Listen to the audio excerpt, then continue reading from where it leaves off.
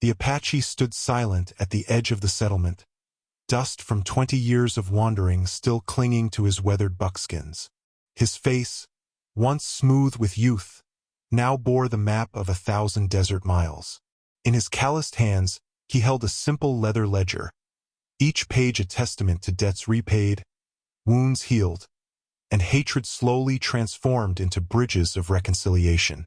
From the central adobe house emerged a woman whose beauty had haunted his dreams through 2 decades of lonely labor. She had waited, though never promised to. Their eyes met across the distance, recognition flaring like summer lightning. Would her heart recognize the boy in the man who had returned? Could 20 years of sacrifice overcome the blood feud that drove them apart? Before we jump back in, tell us where you're tuning in from, and if the story touches you, make sure you're subscribed because tomorrow I've saved something extra special for you. 20 years earlier, the mountain air carried the scent of pine and promise. Nakohi of the Eagle clan moved with the quiet confidence of youth as he guided his horse through the trading post where Apache and settlers alike gathered to exchange goods. At 19, his lean frame already showed the muscular definition of a warrior, though his eyes held a gentleness uncommon among the men of his tribe. He first saw Ayana near the cloth merchant's stall, her slender fingers examining the quality of blue cotton trade cloth. Something in her deliberate movements, the thoughtful tilt of her head, drew his attention. She belonged to the Deer clan, not forbidden to his people but not common for marriage either. Their lands bordered the eastern slopes where water ran more plentiful. "The red would suit you better," he said before he could stop himself. She turned, startled, her dark eyes widening before narrowing with appropriate caution. "I wasn't asking for opinions." "No, you weren't." He smiled, holding up his hands in peace. "My grandmother was a weaver. She taught me to see which colors bring out the life in a person's face." Ayana glanced at the red cloth, then back to him, the ghost of a smile touching her lips. "Your grandmother taught you to speak to strange women at trading posts?" "She taught me to recognize quality when I see it." That first meeting, innocent, brief, should have ended there.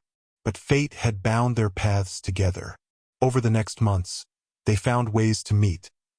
At water sources, gathering places, and finally, in secret beneath the old cottonwood that marked the border between their clan territories.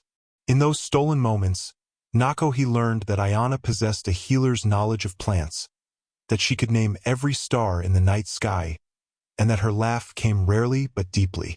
She learned that beneath his warrior's training beat a heart that questioned the old ways, that he wrote poetry in the sand with sticks, and that his dreams stretched beyond the mountains that had always bounded their people. "My father speaks of sending me to the mission school," she told him one evening as sunset painted the western sky. "He believes we must learn the white man's ways to survive." "And what do you believe?" Nakohi asked, his shoulder nearly touching hers as they sat on a fallen log. "I believe knowledge is never wasted," she answered, "but I will not forget who I am to please others." He reached for her hand then, their first touch beyond the accidental brushing of fingers. "I would never ask you to be anything but who you are." The broken arrow came 3 days later.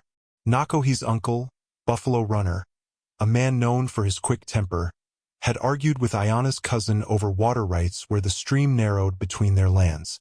Words became shoves. Shoves became blows. When it ended, Ayana's cousin lay dead, and blood soaked into the earth that had been in dispute. The arrow, snapped in half, was delivered to Nakohi's family as declaration of feud. Ancient Apache custom demanded blood for blood.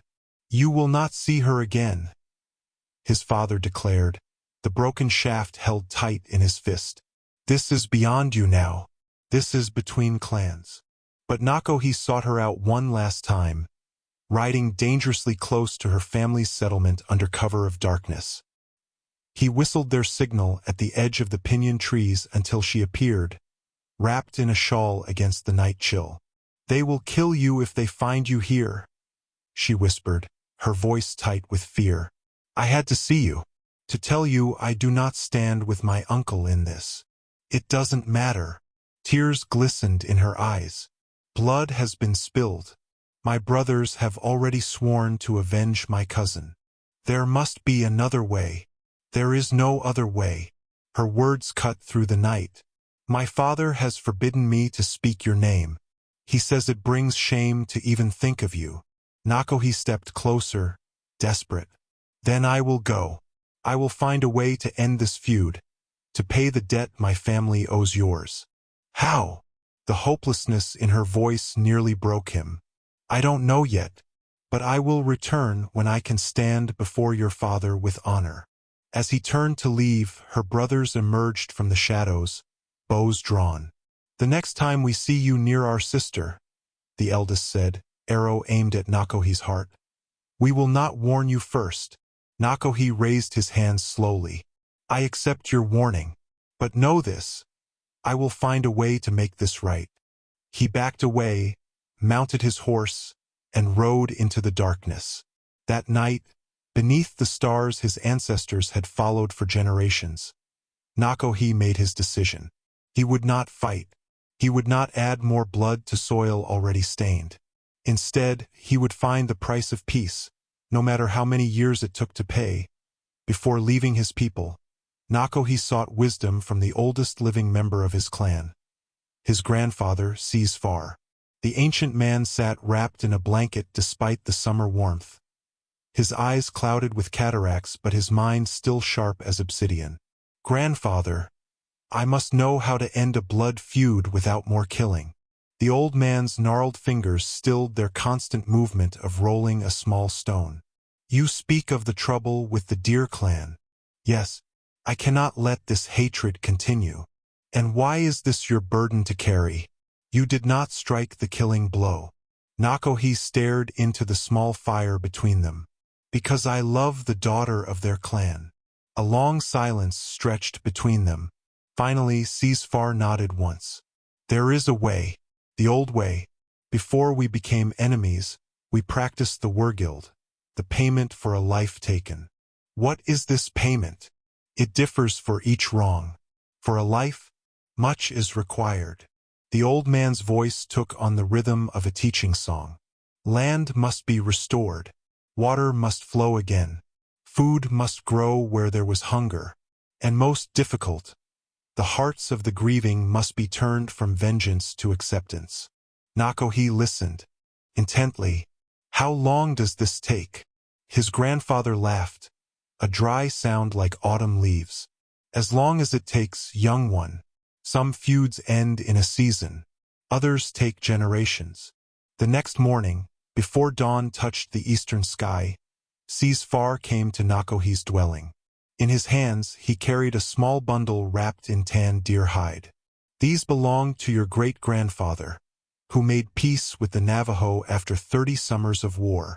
He unwrapped the bundle to reveal 5 eagle feathers, each one bound at the quill with sinew and small turquoise beads.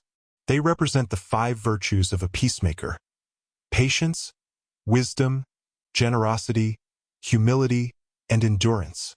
Nakohi accepted the bundle with reverence. I will honor them. Do not return until you can stand before the father of the woman you love and say with truth that you have paid the debt in full. The old man placed a weathered hand on Nakohi's shoulder. And remember, sometimes the hardest peace to make is with yourself. Leaving his people was like cutting away a piece of his own flesh.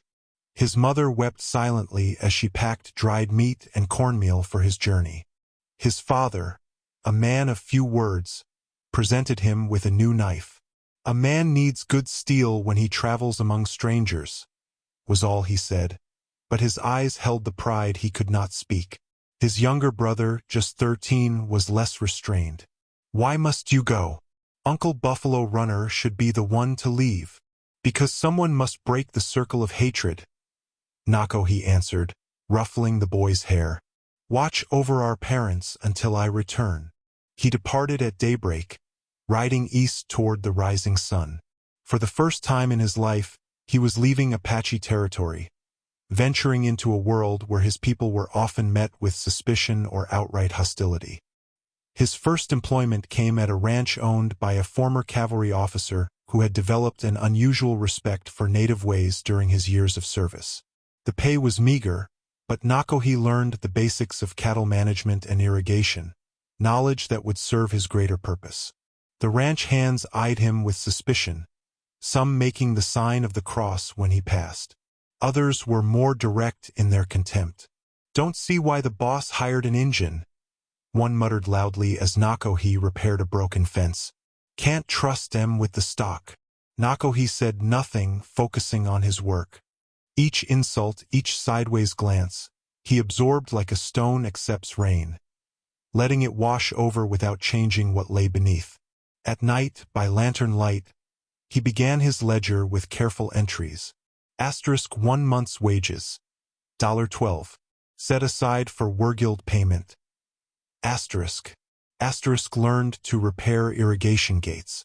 Will build same for Deer Clan territory. The second job proved harder. A farmer in the San Pedro Valley needed help with his failing crops. When Nakohi suggested techniques his people had used for centuries to conserve water, the man laughed. "I didn't hire you for your thinking, Indian. Just your back." But when drought threatened and the other fields withered, Nakohi's careful water management saved half the crop. The farmer never acknowledged the truth, but he paid Nakohi a bonus at harvest time. 3 months' wages, $42, added to Wergild fund. Knowledge of drought farming improved. Will help Deer Clan lands flourish even in dry years. Each night, no matter how exhausted, Nakohi unwrapped the eagle feather bundle, touching each one as he recited the virtues they represented. Each feather reminded him of home, of Ayana, of the debt that must be paid. And always, beneath the stars that looked the same even in strange lands, he allowed himself one moment of weakness, to wonder if she waited, if she remembered, if 20 years of sacrifice would be enough to heal what hatred had broken. 5 years passed like water through Nakohi's fingers. His body hardened with labor, his mind sharpened with purpose, and his heart remained fixed on a single goal. He had worked his way westward, following opportunities to learn the skills he would need. In California's fertile valleys, Nakohi found what he had been searching for: knowledge that could transform the arid lands of his homeland. An aging Spanish orchardist named Miguel Vasquez took him on, first as a laborer, then as an apprentice when he recognized Nakohi's uncommon patience with growing things. "Trees are like people," Miguel told him as they grafted new branches onto established rootstock. "They remember who treats them with respect." Under Miguel's guidance, Nakohi learned to coax fruit from trees that should not have thrived in dry conditions. He studied how to protect saplings from frost and drought, how to graft stronger varieties, and most importantly, how to create orchards that would sustain generations. When Miguel's son returned from the war with no interest in continuing his father's work, the old man grew despondent. Nakohi found him one evening staring at the sunset through his gnarled fingers as if measuring the days he had left. "My life's work will die with me," Miguel said. "No," Nakohi replied. "It will live in every orchard I plant." The old man's eyes brightened. "You have plans for these methods? My people's lands are dry, but with what you've taught me, they could grow fruit for generations." That night, Miguel gifted Nakohi with his most precious possession, a small wooden box containing seeds from rare varieties of drought-resistant fruit trees he had developed over decades. "Begin with these," he said. "The apricot especially. It will grow where others fail." Nakohi carefully wrapped a single sapling in damp burlap, the first of many he would send to Ayana's lands. He entrusted it to a Mexican trader named Esteban who regularly traveled through Apache territory. "Take this to the foothills where the Deer Clan makes their summer camp," Nakohi instructed, pressing silver coins into the man's palm. "Say only that it is a gift from one who wishes them well. They may not accept gifts from strangers," Esteban warned.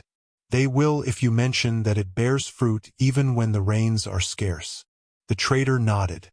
And if they ask who sends this gift, tell them the mountains remember their children, Nakohe answered, the phrase an old Apache sang that would resonate without revealing his identity.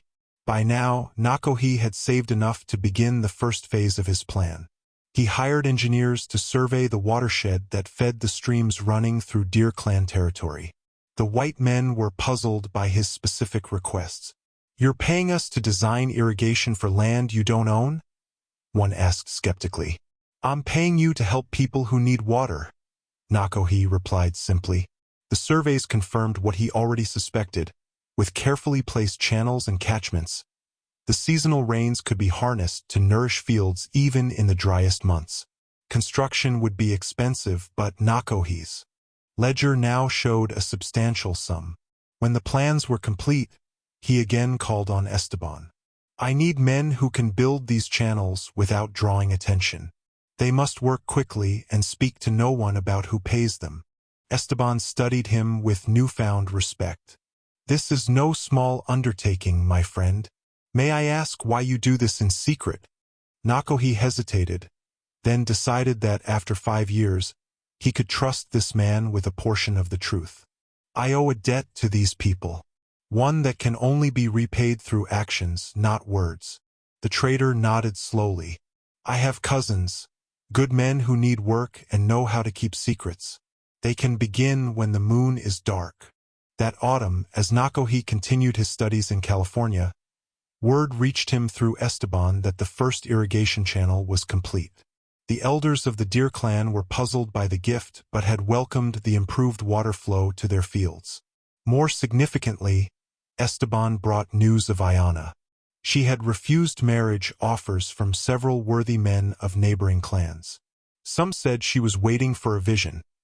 Others believed she was destined to become a medicine woman, married only to the healing arts. Nakohe recorded the news in his ledger with a steady hand that belied the trembling of his heart. First irrigation channel completed. Water now flows to northeastern fields. Ayana remains unwed. The path remains open. But the most alarming news came last. Drought had descended on the Apache territories, worse than any in living memory. Streams were drying up, and game was scarce. Without intervention, the coming winter would bring starvation to many clans, including Ayana's people. Nakohe closed his ledger and looked at the small apricot sapling he had been preparing, one of dozens now ready for transport. His 20-year plan would need to accelerate. The Deer Clan needed water, and they needed it now. 10 years into his journey, Nakohe had transformed himself. The young Apache warrior was now known in 4 territories as a water engineer of remarkable skill. Working under the name Joseph Wolf, he had built a reputation for finding water where others saw only dust.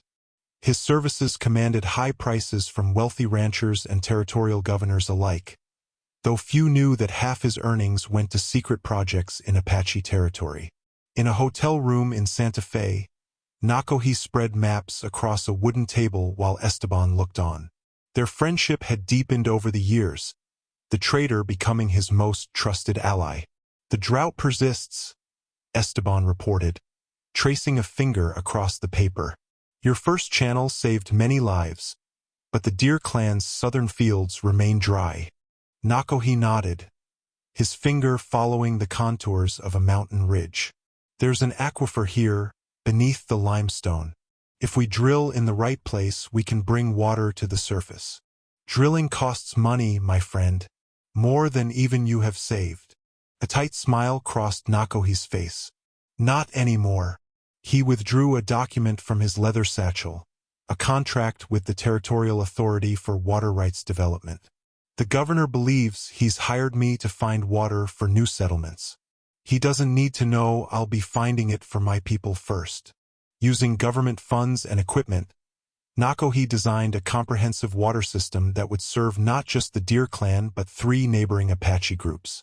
On paper, the project appeared to benefit planned white settlements that would never materialize once Nakohe's carefully doctored surveys showed the land to be unsuitable.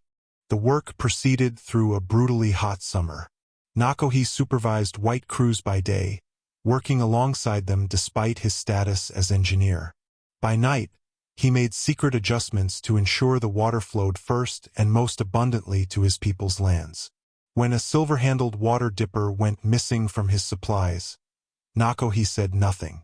Esteban later informed him it had been found at the first wellhead and had become part of a blessing ceremony conducted by the Deer clan elders, who considered the mysterious water system a gift from the spirits. As autumn approached, Nakohi stood on a ridge overlooking the valley. Below, the land that had been parched and dying now showed veins of silver water cutting through the brown landscape. Fields that had lain fallow were being prepared for winter wheat. In the distance, he could see the Deer clan's settlement, smoke rising from cooking fires. "Would you like to go closer?" Esteban asked, joining him on the ridge. Nakohi shook his head. "Not yet. The debt isn't paid. You've given them water when they were dying of thirst. What more could they ask?" "It's not about what they ask. It's about what honor demands." Esteban sighed. "At least let me tell you what I've seen. The fruit trees you sent have been planted around their settlement. They're still small, but some bore fruit this year despite the drought." Nakohi's face remained impassive, but his eyes brightened. "And the woman? Ayana? She has become important among her people. When others despaired during the drought, she insisted they continue planting, that water would come. Some say she has the gift of foresight." "She always was wiser than me," Nakohi said softly. Later that day, as the work crews packed up their equipment, Nakohi made a final inspection of the main wellhead. The project was complete. Water would flow to the Apache lands regardless of rainfall now. As he checked the mechanism, movement in the distance caught his eye. A slender figure approached the newly constructed well, a clay water jar balanced on her hip. Even at a distance, he recognized Ayana's graceful walk. 10 years had transformed her from a girl to a woman, but the essence of her remained unchanged. Nakohi froze, caught between longing and fear. He was not ready to face her, not until the full debt was paid. Stepping behind a juniper tree, he watched as she filled her jar from the well he had built, her face reflecting wonder at the abundant water. She spoke words he couldn't hear, perhaps a prayer of thanks to whatever spirits she believed had brought this blessing. As she turned to leave, she paused, looking directly toward his hiding place with such intensity that he was certain she had spotted him. But after a moment, she continued on her way, the precious water secured. That night, Nakohi made a new entry in his ledger. * major water system completed. Wells and irrigation serving all Deer clan lands. *. Ayana lives and thrives. She suspected my presence today. Must be more careful. *. Water debt repaid. Moving to next phase. Sustenance and prosperity. *. As he prepared to leave the territory, Nakohi received a letter from the governor praising the success of the water project and offering a permanent position with a substantial salary. He declined politely, stating that other commitments required his attention. Those commitments would take him north, to the plains where the finest horses were bred. For the next phase of his plan required not just water and food, but mobility, hardy horses that could thrive in the desert and carry his people through the harshest winters. The Comanche were known as the finest horsemen of the plains, their mounts legendary for speed and endurance. It was to these people, once enemies of the Apache, that Nakohi journeyed next. His reputation as a water finder preceded him, earning him cautious welcome when he offered to help improve their watering systems in exchange for knowledge. "You wish to learn our horse breeding secrets?" The Comanche elder, 3 Arrows, studied him with suspicion. "Why would an Apache need such wisdom? To create a horse that can thrive where others falter," Nakohi answered honestly. "A horse for dry countries and scarce grazing." The elder nodded slowly. "And these horses, they are for your people's raids?" "No. They are for people who need to survive harsh winters. For those who have lost too much already. Something in his voice must have conveyed his sincerity, for 3 arrows gestured for him to sit closer to the fire. Then I will teach you, but not quickly. Such knowledge is earned through seasons, not days. Nakohi stayed with the Comanche for 2 years, longer than he had planned. He learned that breeding the right horse was as much art as science, selecting for compact bodies that required less food, broad hooves that wouldn't sink in sand, and most importantly, the intelligence to find water and forage where domestic horses would perish. He started with 3 mares and a stallion, chosen carefully from bloodlines known for hardiness. The first foals were born as winter gave way to spring, spindly-legged creatures that seemed too fragile to fulfill his vision. From the mane of the first foal, a filly with unusual spirit, he braided a small bracelet, a reminder of the legacy he was building. By the 2nd year, his small herd had grown to 20. The Comanche, impressed by his dedication, gifted him with their prized breeding stallion, a gesture of respect almost unheard of to an outsider. This one will give you the bloodline your desert horses need, 3 arrows told him. His grandparents survived the Great Hunger when all other horses died.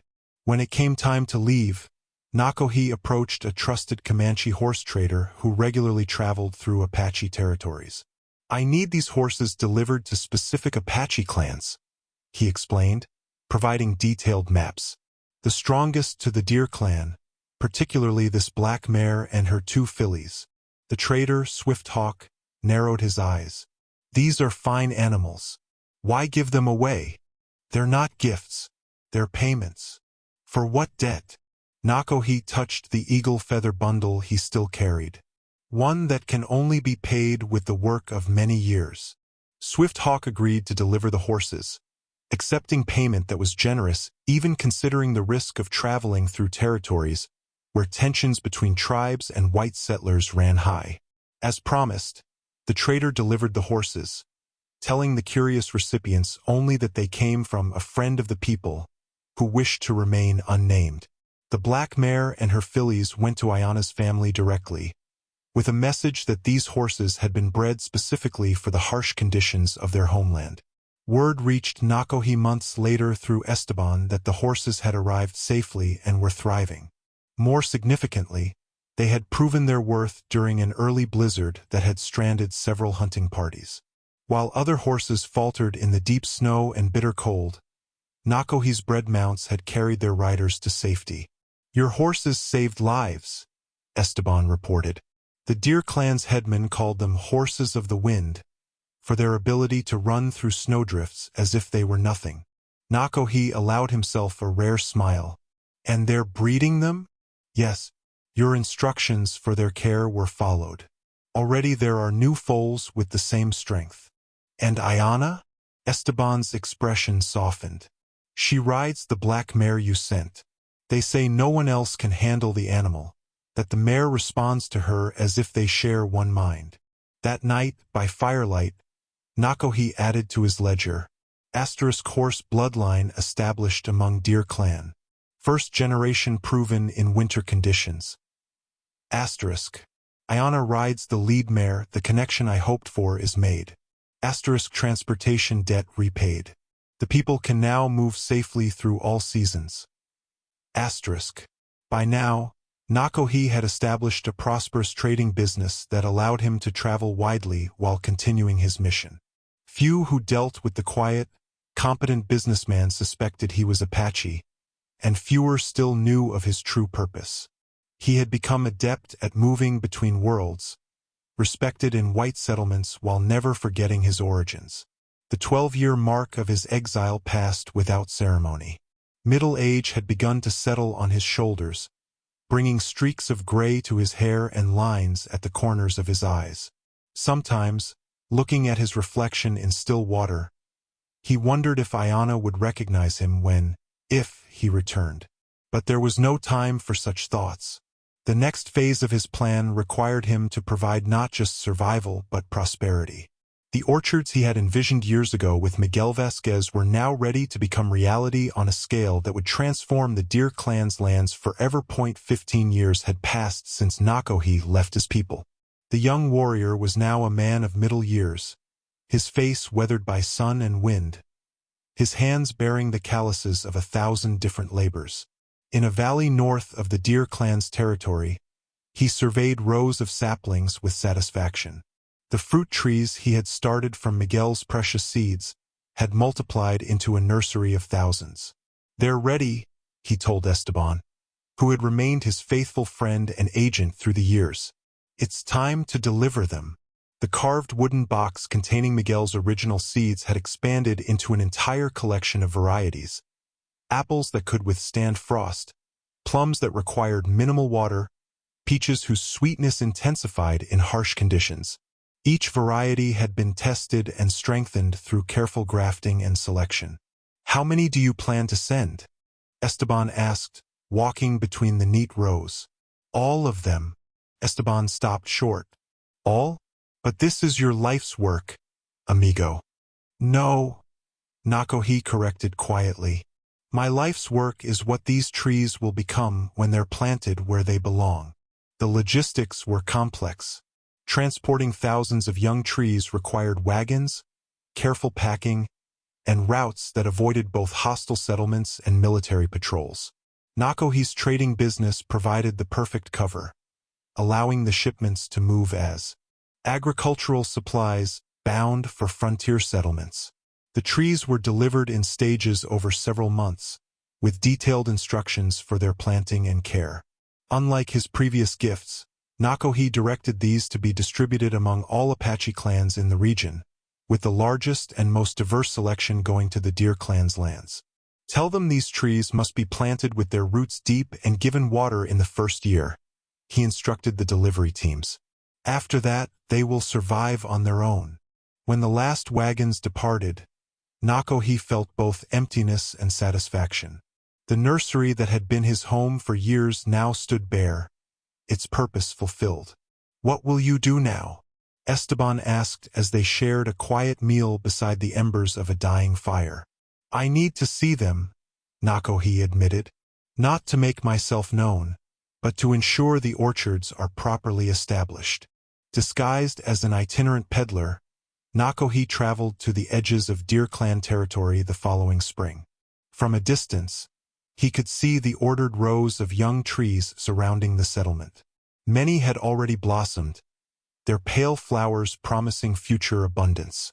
Risking discovery, he approached the nearest orchard one evening, ostensibly to sell small tools and trinkets. Women and children gathered around his wagon, examining his wares with curious eyes.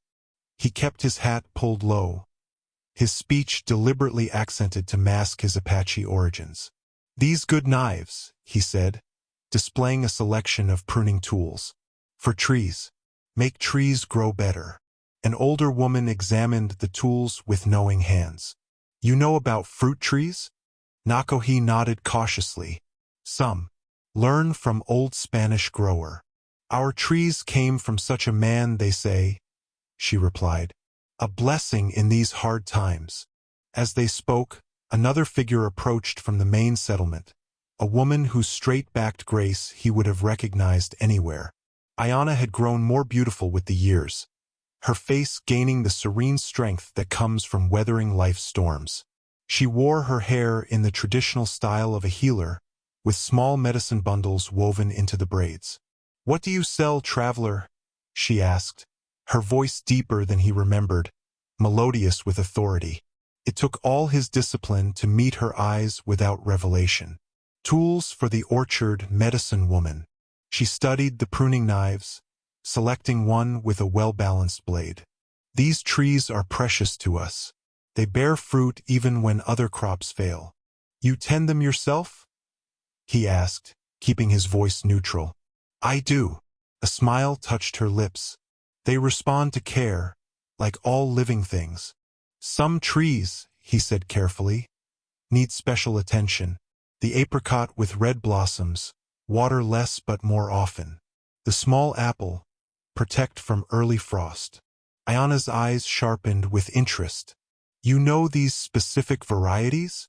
Heard from others who grow such trees, he answered, looking away as if disinterested. She purchased several tools, paying with beautifully tanned deerskin. As she turned to leave, she paused. There's something familiar about you, trader. Have you passed through our lands before? His heart hammered against his ribs. Many places look same to traveling man, he deflected. Many faces blur together on long roads.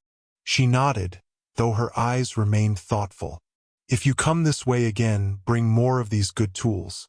Our orchards are growing. After she left, Nakohi closed his small stall and retreated to the hills.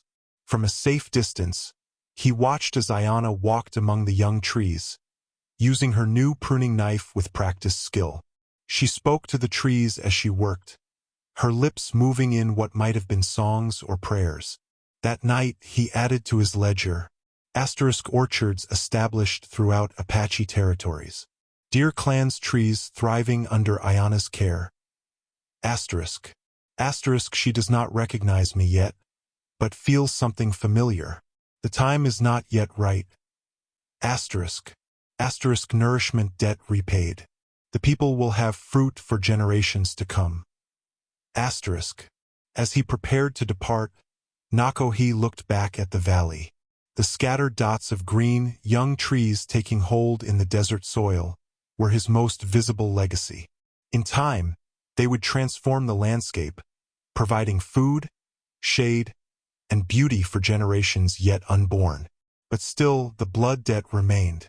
To truly return, he needed to address the origin of the feud, the healing of bodies and spirits wounded by violence.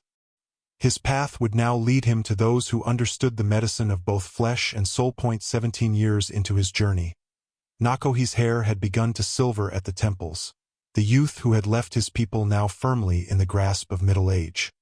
His trading business had prospered, allowing him to travel widely and learn from healers of many traditions, Navajo medicine men, Mexican curanders, and even white doctors who were willing to share their knowledge with a man they perceived as unusually intelligent for an Indian. The medicine bundle he carried grew heavier with each season. Dried herbs, polished stones, carved fetishes, and small vials of tinctures, each with its specific purpose. He had become adept at treating ailments that plagued frontier settlements. Fevers, broken bones, childbirth complications, and the mysterious wasting diseases that sometimes swept through communities. You have a gift, a Navajo healer named Changing Woman told him after watching him set a child's broken arm. Your hands know the way of bones and flesh. I have learned from many teachers, Nakohi replied, securing the splint with strips of cloth. No, this is more than learning. Your spirit heals as much as your medicines. Perhaps she was right. Nakohi had discovered that healing required more than knowledge. It demanded presence, the ability to be fully with another's suffering without flinching away. This quality came naturally to him, born of his own long journey through pain and purpose. When word reached him of a fever spreading through Apache territories, Nakohi recognized his opportunity. Such outbreaks had become more common as white settlements expanded, bringing new diseases against which the native peoples had little resistance. I cannot go myself, he told Esteban. I would be recognized. Then who will you send? Nakohi had prepared for this moment. Over the years, he had trained several apprentices in the healing arts. The most gifted was a mixed-blood woman named Sarah, whose Apache mother and white father had given her the ability to move between worlds much as Nakohi did. Sarah will go, he decided. She knows the medicines for fever and has the gift of healing in her hands. He provided her with everything she would need: medicine bundles prepared for fever treatment, detailed instructions for preventing the spread of disease, and most importantly, seeds and cuttings for plants that could be grown locally too. Replenish healing supplies. Teach them, he instructed her, not just how to use these medicines, but how to make them. Knowledge that stays is worth more than supplies that are used up. Sarah nodded, her dark eyes serious. And if they ask who sends this help, tell them a friend of the Apache people, one who remembers the old ways. For the first time in his quest, Nakohi felt the weight of years as a physical burden. As he helped load Sarah's wagon with supplies, his back ached and his breath came shorter than it once had. He wondered, not for the first time, if he would live to complete his self-imposed mission. "There is one more thing," he told Sarah before she departed. "In the Deer clan, there is a woman named Ayana. She is their healer. Give her this."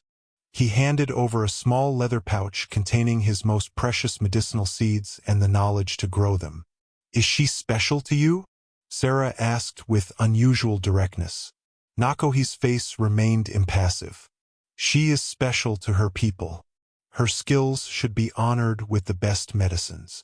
Months passed before Sarah returned, bringing news that both lightened and weighted Nakohi's heart. The fever had been contained, many lives saved by the treatments she had brought. More significantly, Ayana had proven an apt pupil, quickly mastering the new healing techniques and adapting them to traditional Apache practices. "She asked many questions about you," Sarah reported. "Who you were, why you helped her people, how you gained such knowledge. And what did you tell her? Only what you instructed, that you were a friend who remembered the old ways." Sarah hesitated. "But I think she suspects more. She said the medicines carried the scent of someone she once knew." Nakohi's hands stilled in their task of sorting herbs. "Did she seem angry?" "No. Curious. Thoughtful." Sarah studied him with knowing eyes. "She wears no man's beads. In a village where most women her age have grandchildren, she remains alone." That night, Nakohi added to his ledger, medicines and healing knowledge provided to Apache territories. Fever contained. Ayana received the special medicines. She suspects but does not yet know. Life debt partially repaid. More remains before the circle is complete. The news that Ayana remained unmarried stirred emotions he had long suppressed. Had she waited for him? Or had the feud simply closed her heart to the possibility of love? Either way, the thought that she might still be open to his return gave new urgency to his final task. For 17 years, he had rebuilt what hatred had destroyed, bringing water to parched land, horses to increase mobility, orchards to provide sustenance, and medicine to heal the sick. But the blood feud itself remained, a wound in the social fabric that no amount of anonymous gifts could fully heal. The time had come to address the original transgression directly. To do so, Nakohi would need to reveal at least part of his identity and formally offer the Wergild. The blood price that his grandfather had taught him was the ancient way to end such conflicts. 19 years had passed. The world had changed around Nakohi. Railroads stretched across territories that once knew only horse trails. Telegraph lines carried messages in minutes rather than months. And the old ways of his people faced challenges unimaginable when he began his journey. He had changed too. At 48, his black hair was now streaked with silver, deep lines framed his eyes, and his body, though still strong, carried the memories of countless labors. The leather ledger that had once been new was now worn thin with use, its pages a meticulous record of debts paid and gifts given. The time had come for the final payment. "You're certain of this?" Esteban asked as they sat in Nakohi's office in Tucson. Now a respected businessman with interests in trading, water development, and horse breeding, Nakohi had accumulated considerable wealth and influence. "I've been certain for 19 years, Nakohi replied. Everything else was preparation for this moment. The ancient Apache custom of Wergild, the formal payment to end a blood feud, required specific protocols. First, an intermediary must approach the offended family to inquire if they would consider accepting payment. If they agreed, negotiations would begin to determine the appropriate price. Only when both sides reached agreement could the feud be officially ended. Finding the right intermediary was crucial. After careful consideration, Nakohi chose a respected elder from a neutral Apache band, a man named White Shell who had served as peacemaker in other conflicts. Though elderly, White Shell's reputation for wisdom and fairness remained undiminished.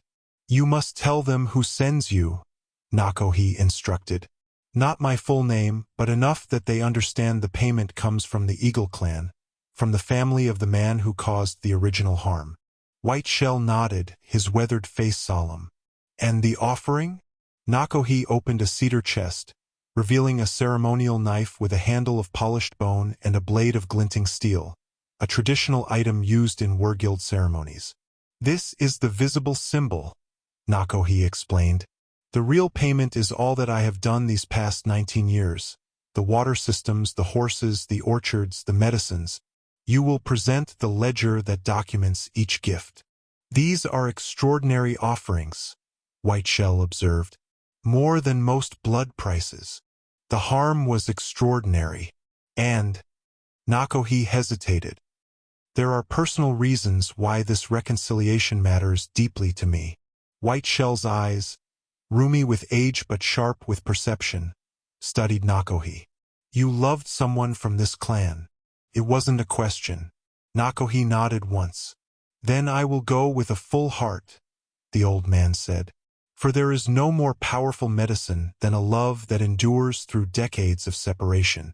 2 weeks later, White Shell departed for the Deer Clan's territory, carrying the ceremonial knife, Nakohi's ledger, and letters of testimony from those who could verify his claims about the anonymous benefactor who had transformed the Apache lands.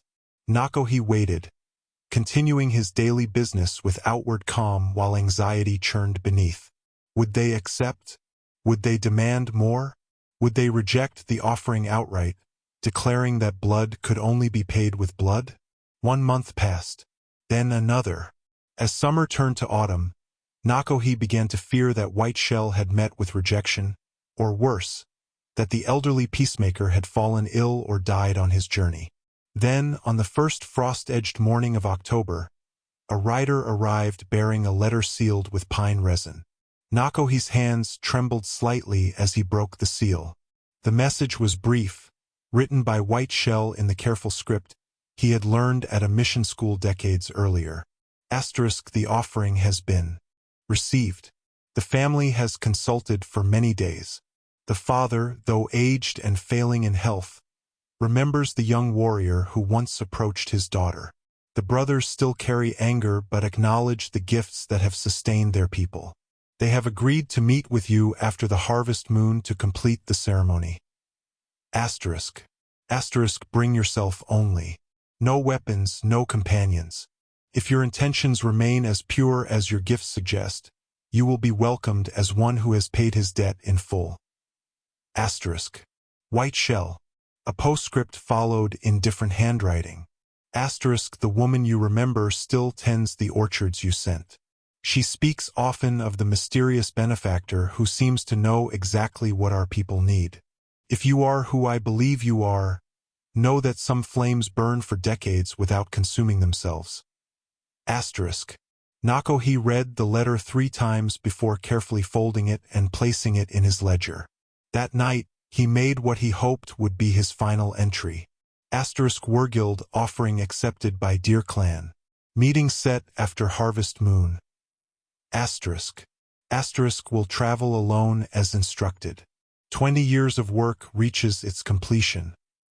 Asterisk. Blood debt to be formally ended. The circle closes at last. Asterisk. As he packed for the journey, his first open return to Apache lands in 20 years, Nakohi placed his grandfather's eagle feather bundle at the top of his saddlebag. The 5 virtues it represented had guided his path: patience, wisdom, generosity, humility, and endurance. Whatever awaited him among the Deer Clan, he would face it with these virtues as his shield. The morning of his departure dawned clear and cold. Nakohi mounted his best horse, a descendant of the very bloodline he had developed for the Apache territories, and turned its head eastward, toward the mountains of his birth, toward the woman who had never left his heart, toward the conclusion of a journey 2 decades in the making. The journey back to Apache territory took Nakohi through landscapes transformed by 2 decades of change. Where once he had traveled through wilderness, now settlements sprawled and railroad tracks scarred the earth. Yet as he approached the mountains of his youth, the eternal features of the land emerged. The sacred peaks, the winding canyons, the ancient rock formations that had witnessed centuries of human passage. His weathered moccasins, resoled countless times during his travels, carried him the final miles on foot. His horse led behind him as custom dictated when approaching another's territory in peace. These moccasins had walked thousands of miles in his quest for redemption. It seemed fitting they should bear him home. Home. The word caught in his thoughts like a burr. Was this still home? After 20 years among strangers, did he still belong to these mountains? These people? The borderlands between Eagle and Deer Clan territories appeared on the horizon. The stream that had once been contested now flowing strong and clear thanks to the irrigation systems he had designed. Young orchards dotted the hillsides, their leaves turning gold and crimson with autumn's touch. A small herd of horses, descendants of his carefully bred bloodline, grazed on bunch grass, their compact bodies and alert ears marking them as survivors built for this harsh land. No one challenged him as he crossed into Deer Clan territory. They were expecting him, then. The thought brought both relief and a tightening in his chest. As he approached the main settlement, memories overlaid present reality. Here was where he had first spoken to Ayanna.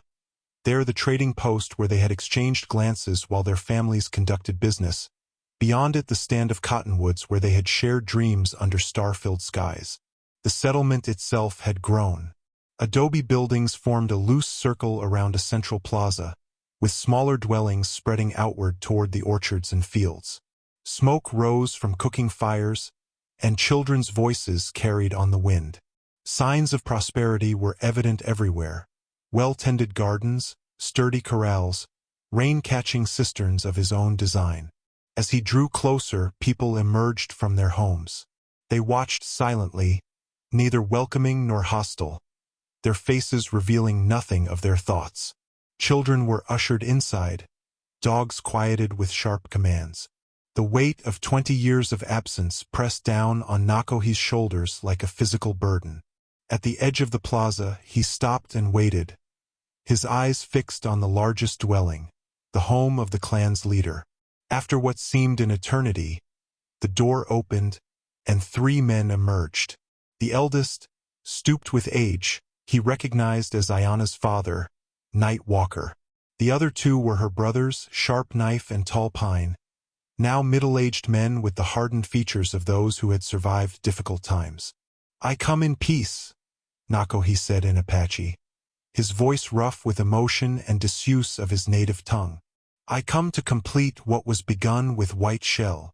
Night Walker stepped forward, leaning heavily on a walking stick. "We know why you come, son of the Eagle Clan. White Shell has spoken of your journey. We have seen its fruits with our own eyes." Sharp Knife's expression remained suspicious. 20 years is a long time to hold a debt in one's heart.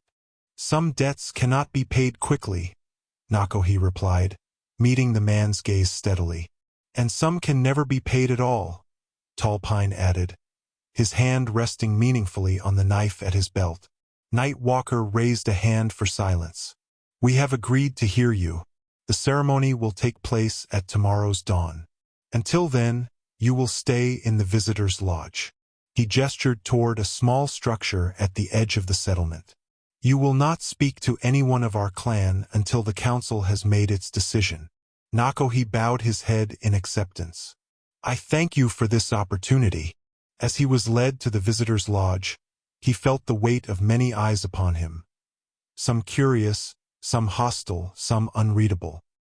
He searched the faces but did not see the one he most longed for. Perhaps it was better this way. The formal reconciliation must come first. Personal matters would follow if the clan accepted his warguild. The lodge was spare but clean, with a small fire pit, sleeping robes, and provisions for the night. As the door closed behind him, Nakohi sat cross-legged on the earthen floor and removed his grandfather's eagle feather bundle from his shirt. One by one, he touched each feather, reciting the virtue it represented. "Patience," he whispered. 20 years of waiting ends tomorrow. "Wisdom." His fingers traced the second feather. "May I speak with clarity and truth." "Generosity." The third feather, slightly frayed with age. "All I have built I give freely." "Humility." The fourth, its quill worn smooth from handling. "I come not to boast but to heal." "Endurance." The final feather, still strong despite the years. "The longest journey ends with a single step homeward." Outside, the sun began its descent behind the western mountains, painting the sky in shades of gold and crimson. Tomorrow would bring the culmination of 20 years of purpose, either reconciliation or final rejection. As darkness settled over the lodge, Nakohi prepared himself for whatever dawn might bring. His leather ledger beside him, the final page still waiting to be written. Dawn came with the soft glow of pink and gold light filtering through the eastern mountains. Nakohi had slept little, his mind too full of memories and possibilities. He rose before first light, washed in the basin provided, and dressed in the clean buckskins he had brought for this moment. Around his neck, he placed his grandfather's eagle feather bundle. In his hands, he held the leather ledger, the record of 20 years of purpose. A soft knock came at the door. White Shell stood outside, his ancient face solemn in the early light. "It is time," the old peacemaker said. "The council gathers." Nakohi followed him to the central plaza where a ceremonial fire already burned. Around it sat the leaders of the Deer clan, Nightwalker in the position of honor, his sons flanking him, and several elders whose faces Nakohi dimly remembered from his youth. A space had been left open, facing Nightwalker, clearly meant for him. As he moved to take his place, a murmur rippled through the gathered crowd.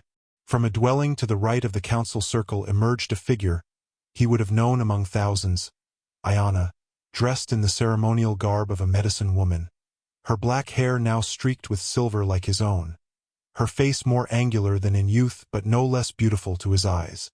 Their gazes met across the fire, and for an instant, the years fell away. He saw recognition flash in her eyes, followed by a complex mixture of emotions too swift to name. Then her expression composed itself into the dignified mask appropriate for such proceedings. She took her place beside her father, her hands folded in her lap, her eyes now focused on the flames. White Shell gestured for Nakohi to be seated. Once he had settled cross-legged on the earth, the old peacemaker addressed the gathering. "We come together to consider the wergild offered by Nakohi of the Eagle clan for the blood debt incurred when his kinsman took the life of Red Fox of the Deer clan." White Shell's voice, though aged, carried clearly in the morning stillness. "He has journeyed 20 years to make this offering. The council will now hear his words." Nightwalker nodded, his lined face impassive. "Speak, son of the Eagle clan. Tell us why you have returned after so long." Nakohi placed his ledger before him, but did not open it. The words he needed came not from written records but from the heart. 20 years ago, my uncle took the life of your kinsman in anger over water rights. Blood was spilled that could not be restored. Your clan rightfully declared a blood feud, as our ancestors have done since time beyond memory. He paused, gathering his thoughts. I could have stayed and fought, adding more blood to blood. Instead, I chose another path. Sharp knife interrupted, his voice edged with suspicion. You chose to run. I chose to heal rather than harm, Nakohi corrected quietly. My grandfather taught me the ancient way of wergild, that a life taken must be balanced not by another death, but by giving life back to those who suffered loss. He opened the ledger, turning its worn pages. For 20 years, I have worked to restore what was damaged. I brought water to dry lands, horses that can survive the harshest winters, orchards that will feed generations to come, and medicines to heal the sick. Murmurs spread through the gathering as connections were made. The mysterious benefactor who had transformed their lands was this man. This exile returned. I come now not seeking praise for these things, Nakohi continued. I come to formally offer them as Wergild, as payment for the blood debt, so that peace may exist between our clans once more. Nightwalker leaned forward. These gifts you claim, they came from you? The irrigation channels? The horse bloodlines? The fruit trees? They did. And you can prove this? Nakohi gestured to the ledger. Every project, every payment, every gift is recorded here. Those who helped me implement them can testify to the truth of my words. Tall Pine, less hostile than his brother but still cautious, spoke next. Why would you do this? 20 years of your life dedicated to our welfare. What man makes such a sacrifice for people not his own? Nakohi's eyes briefly shifted to Ayana before returning to her brother. I did it because it was right. Because hatred wounds both sides of a conflict. Because your family's loss demanded nothing less. A moment of silence followed. Then, unexpectedly, Ayana rose to her feet. All eyes turned to her. May I speak, father? She asked, her voice strong and clear. Nightwalker nodded. Ayana stepped forward and reached beneath her ceremonial robe, withdrawing a small object that caught the morning light. Nakohi's breath caught in his throat as he recognized the silver mirror he had given her in their youth. A trading post trinket that had seemed precious because it was their secret. I have kept this, she said, holding it up for all to see. For 20 years, while others believed you had simply fled, I kept faith that there was purpose in your departure. Her eyes met his across the fire. The water that saved us during drought, I felt your hand in it. The horses that carried us through blizzards, they bore your spirit. The orchards that feed us even in lean years, they grew from your vision. She turned to address the council. Before judgment is passed, all should know that I recognize this man not just as the provider of our prosperity, but as one who kept his word when keeping it demanded decades of sacrifice. Nightwalker's rheumy eyes moved from his daughter to Nakohi and back again. Understanding dawned on his weathered face. So this is why you refused all suitors. Ayana neither confirmed nor denied, merely stood tall, the silver mirror gleaming in her hand. Proof of a connection that had endured through 20 years of separation. A hush fell over the gathering as the significance of Ayana's words registered. The morning sun had fully cleared the eastern mountains, bathing the council circle in golden light. Nightwalker motioned for his daughter to be seated, then turned his attention back to Nakohi. We will examine your ledger, the old man declared. Tell us what it contains. Nakohi opened the worn leather book, its pages yellowed with age and travel. This ledger records every step of my journey, every skill learned, every dollar earned, every project completed to benefit your people. For the next hour, Nakohi read entries from the ledger, explaining how each gift came to be. He described learning irrigation techniques from Mexican farmers, then using that knowledge to design the water systems that now sustained the Deer Clan's fields. He detailed his apprenticeship with Miguel Vasquez and the careful cultivation of drought-resistant fruit trees. He explained the horse breeding program developed with Comanche guidance, selecting for animals that could thrive in the harsh conditions of Apache territory. As he spoke, members of the clan added their own testimonies. The eastern irrigation channel saved our corn during the Great Drought, an elderly woman confirmed. We would have starved without it. My son fell ill with fever 3 summers ago, another added. He lives today because of the medicines that came to us from a mixed-blood healer woman who said she was sent by a friend of the Apache. One by one, stories emerged of how Nakohi's anonymous gifts had transformed their lives. Wells that never ran dry, orchards that produced fruit even in the leanest years, horses that could travel through snowdrifts that stopped other mounts, healing knowledge that had saved countless lives. Ayana sat silently throughout, her eyes never leaving Nakohi's face as the full scope of his 20-year mission unfolded.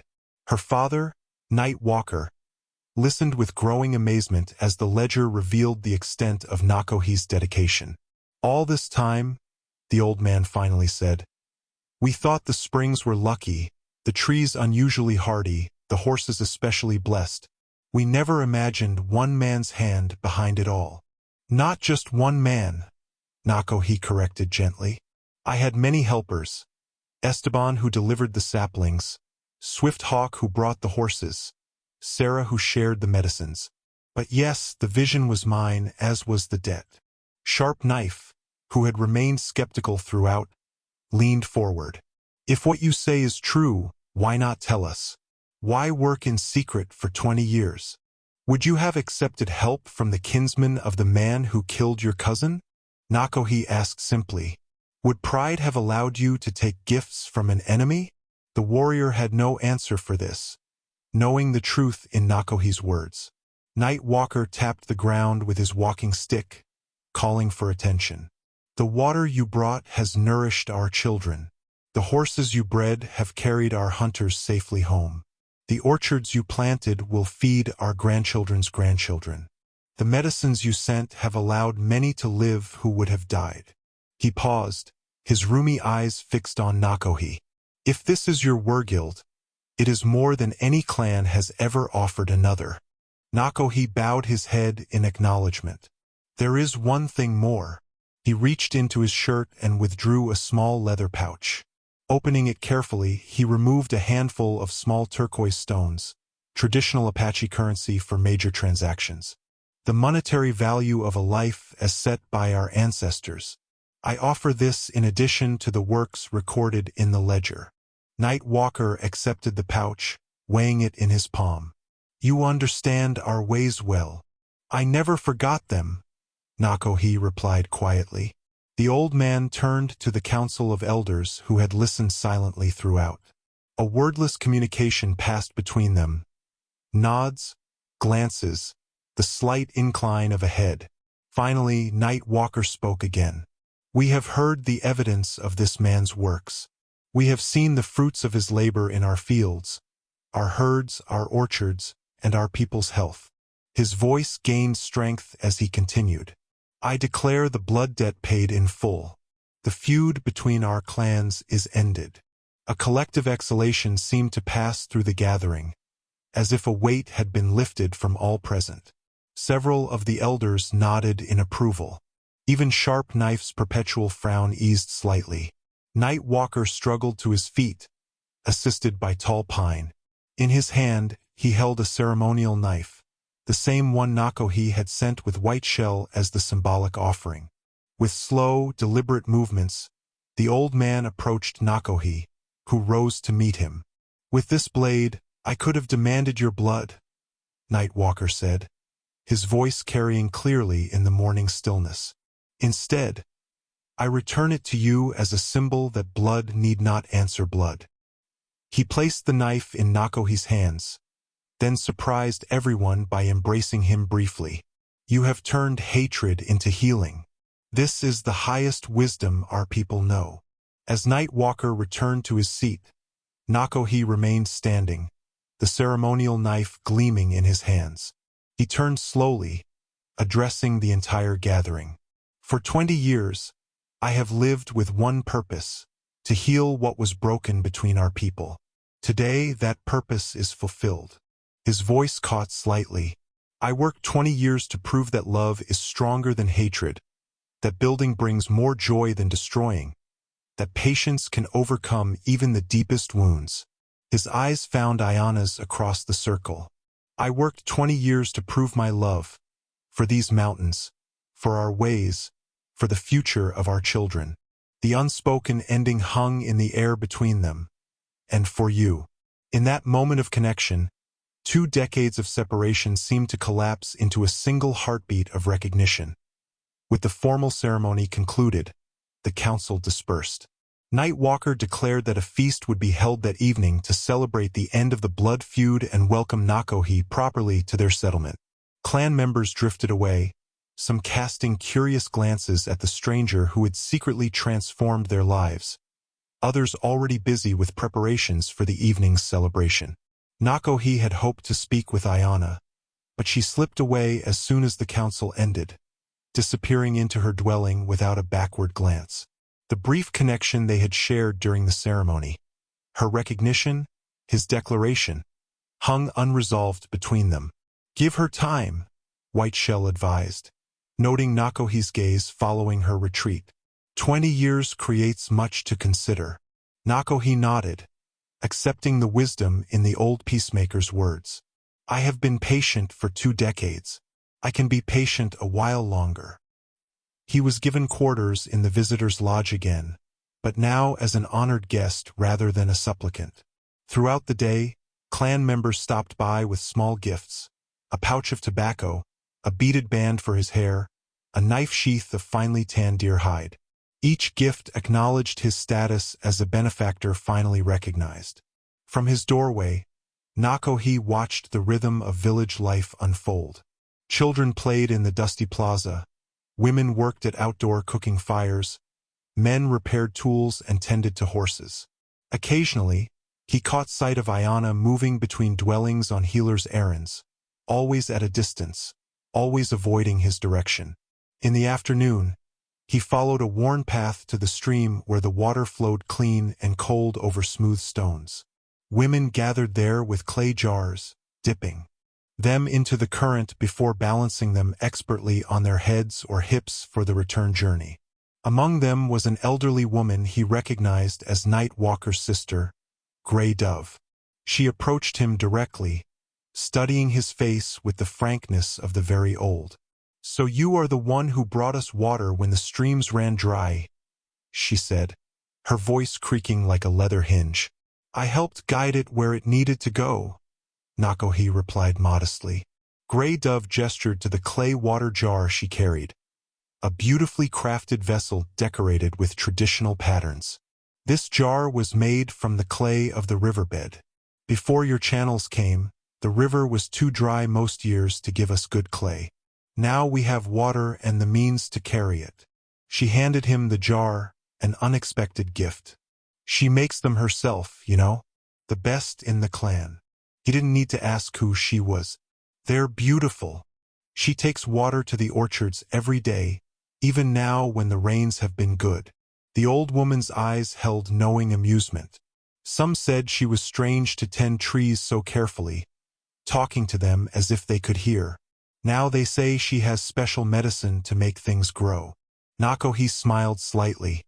"The trees respond to care, like all living things." Those were her exact words years ago. Grey Dove tilted her head. "You have spoken with her before today." "Once, briefly. I came as a trader of tools." "Ah!" The old woman nodded as if a mystery had been solved. That day she returned speaking of familiar eyes in a stranger's face. We thought age was affecting her vision. Before Nakohi could respond, Grey Dove gestured toward a path that led away from the stream. "She goes to the eastern orchard at this hour. The apricot trees with red blossoms." With that cryptic remark, she turned and rejoined the other women. Nakohi hesitated, torn between his promise to give Ayana time and the clear invitation in Grey Dove's words. Finally, cradling the clay water jar, he followed the path toward the eastern orchard. The apricot trees spread across a gentle slope, their leaves turned gold by autumn's touch. At the center of the orchard stood a figure whose straight-backed grace he would have recognized anywhere. Ayana moved between the trees with a small clay dipper, giving each one a careful measure of water despite the recent rains. As Grey Dove had said, her lips moved in what might have been song or prayer. Nakohi remained at the orchard's edge, unwilling to disturb her ritual. She must have sensed his presence, for she spoke without turning. "These were the first trees that came," she said, her voice carrying clearly in the still afternoon air.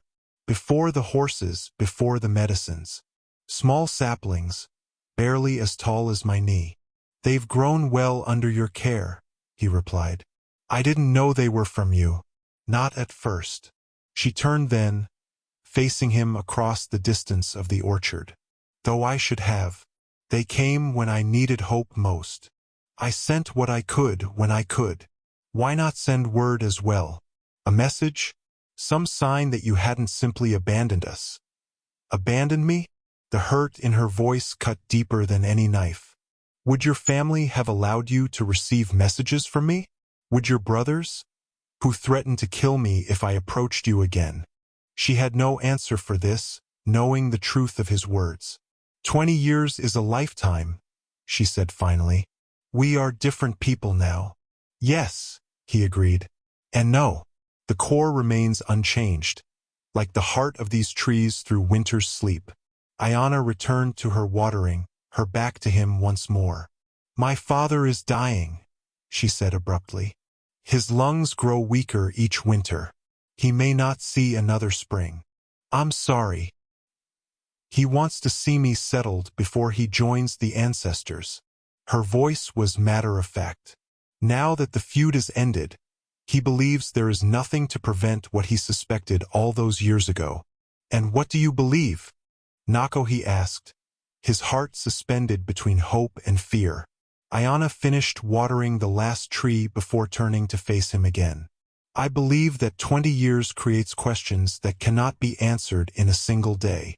With that, she gathered her watering implements and walked past him toward the settlement, close enough that he could have reached out to touch her, yet distant as the stars. As she passed, he caught the scent of sage and pine smoke in her hair, the essence of home. The feast to celebrate the end of the blood feud began at sunset.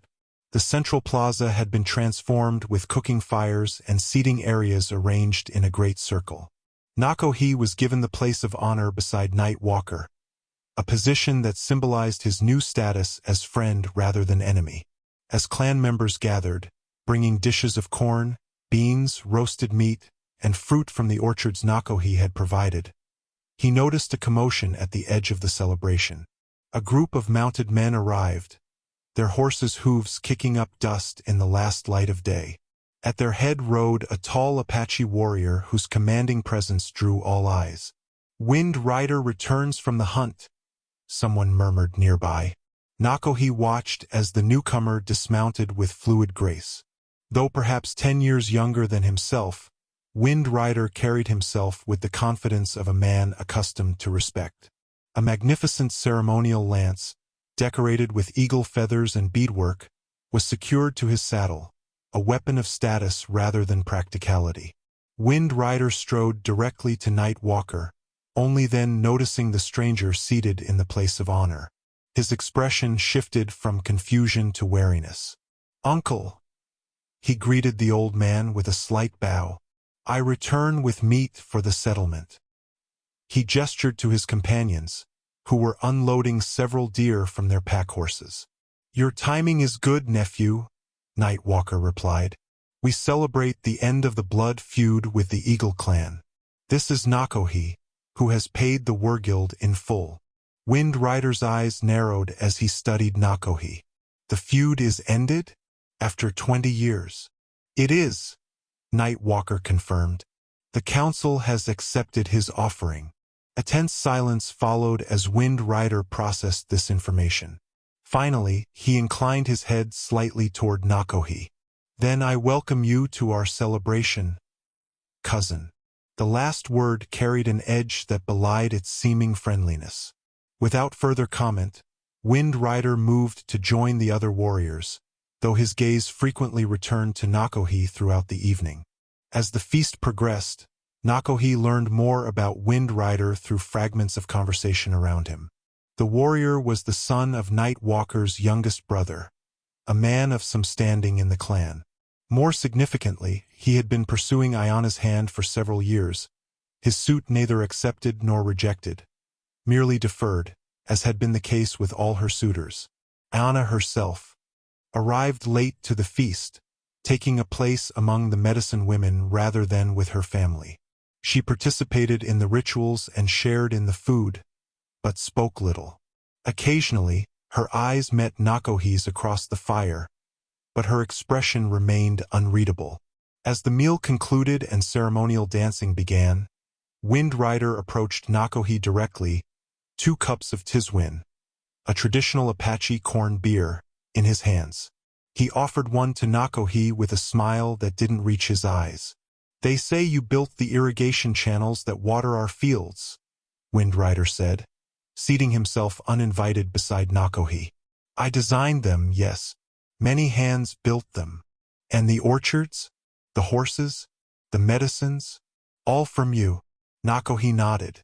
Gifts freely given. Wind Rider sipped his tiswin, studying Nakohi over the rim of his cup. No gift is truly free. There is always a price or a purpose. The purpose was to end the blood feud. Was it? Wind Rider's gaze shifted meaningfully toward Ayana. Some might see another purpose entirely. Nakohi met the younger man's challenging stare. The Warguild has been accepted. What happens now is between Ayana and me. And if she chooses to continue as she has these past years? Wind Rider leaned closer. I have been patient. I have shown her every courtesy. I have proven my worth as a warrior and provider. What have you proven except that you can send gifts from a safe distance? Before Nakohi could respond, a commotion erupted near the dancers. One of Wind Rider's hunting companions, deep in his cups, had begun loudly questioning the wisdom of ending the feud. Blood calls for blood, the man shouted, swaying on his feet. The old ways say a life must be paid with a life. Several elders tried to quiet him, but the warrior's drunken belligerence only increased. This stranger buys his way into our good graces with trinkets and tools. Where was he when our children cried from hunger? When our elders died of fever? Wind Rider rose smoothly to his feet. Forgive my friend. The Tiswind speaks, not his heart. But the damage was done. The festive atmosphere had soured, old wounds reopened by careless words. Nakohi noticed several clan members eyeing him with renewed suspicion. Even Night Walker seemed troubled, his rheumy eyes moving between Nakohi and the disruptive warrior.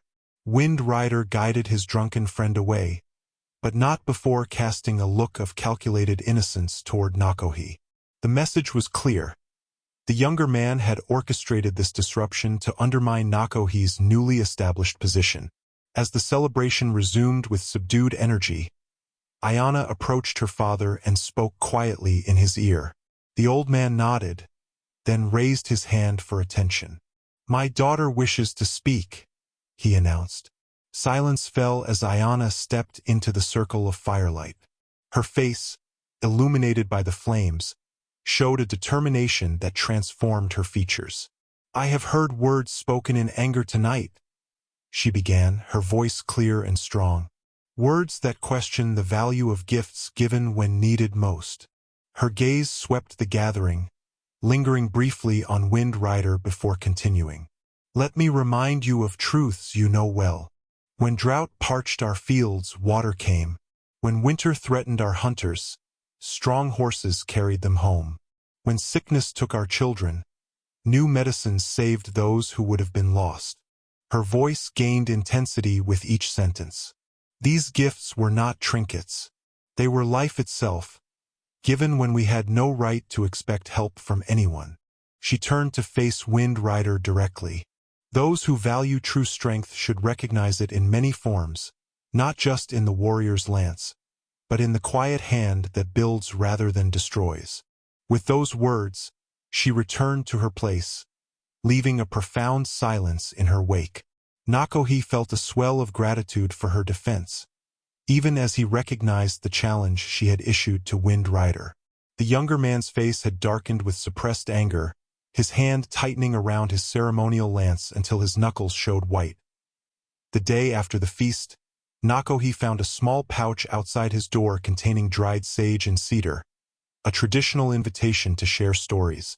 With it was a note written in careful English. The ridge above the eastern orchard.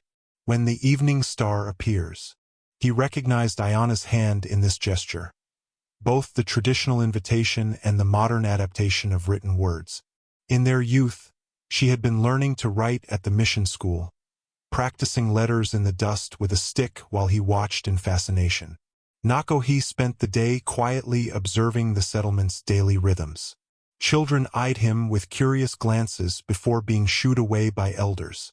Several clan members approached to ask specific questions about the irrigation systems or orchards, their initial wariness giving way to genuine interest in his knowledge. Wind Rider and his companions were conspicuously absent, having ridden out at dawn on what was described as a routine patrol of clan boundaries. Nakohi suspected the young warrior needed time to reconsider his approach after Ayana's public rebuke.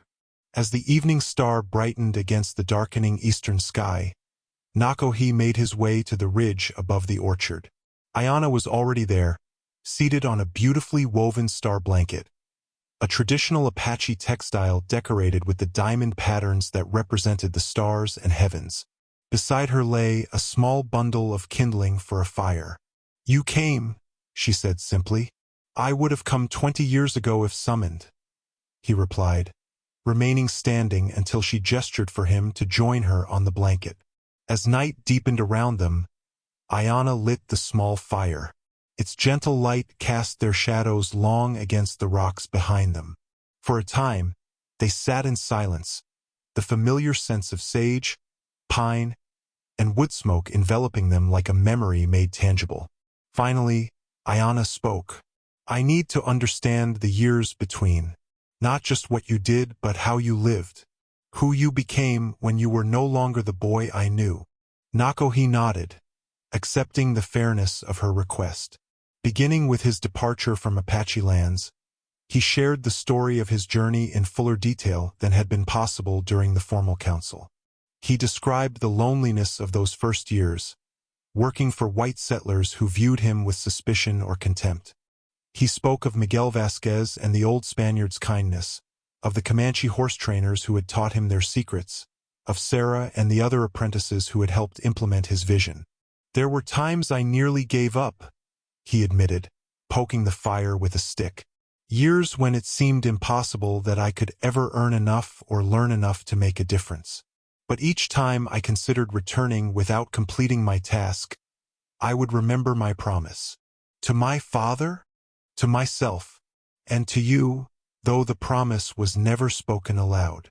As the night deepened, stars crowding the sky above them, Ayana began to ask more personal questions. Had he considered finding a wife among the other peoples he encountered? Had he built a home somewhere, established roots in another place? There were opportunities, he acknowledged. Women who showed interest, communities that offered to accept me as one of their own. His eyes met hers across the fire. "But my heart remained here, even when my body could not return." 20 years is a long time to be faithful to a memory, she said softly. "Not a memory, a promise." He gestured to the valley below, where the settlement's fires twinkled like earthbound stars.